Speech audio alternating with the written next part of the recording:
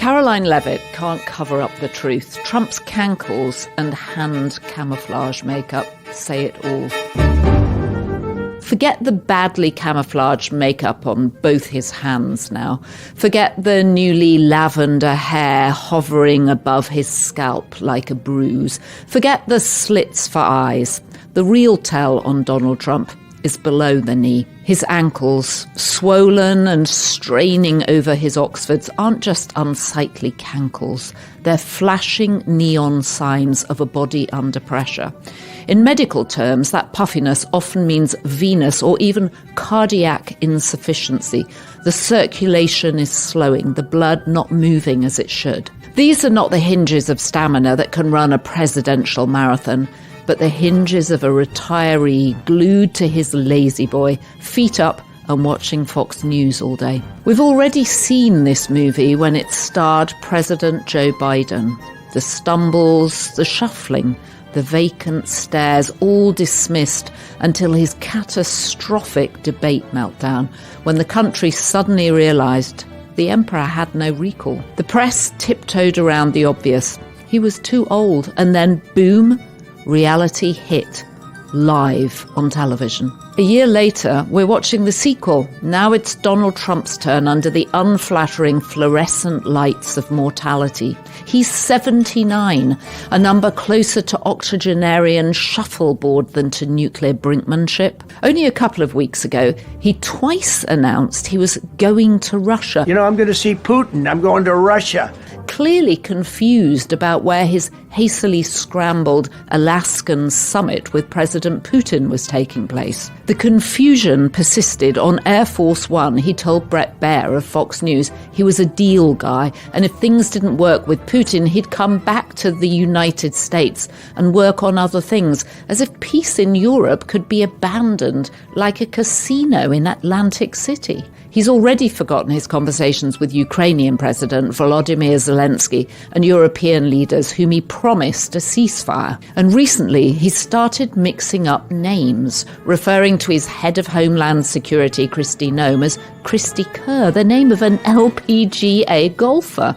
And during a White House event with Tim Apple Cook, Trump thanked his Commerce Secretary, Howard Lutnick, wherever you may be. Secretary of Commerce Howard Lutnick, for being here, wherever you may be. I'm right behind you, said a startled Lutnick. In July, at a ceremonial signing of a veterans bill, Trump paused to acknowledge the bill's sponsor, Congressman Derek Van Orden, asking, "Where's Derek? Where's Derek?"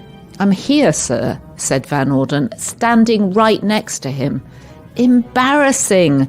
The decline is as obvious as the white eye circles protected from his spray tan. Trump's camp knows it too.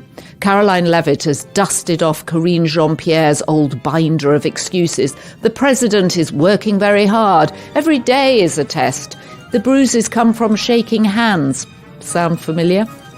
Age matters in the Oval Office. The job is a high-stress centrifuge, spinning out younger men in 6 months with grey hair and crow's feet. Obama grayed, Clinton ballooned, Reagan drifted, but 79? That's beyond the actuarial horizon.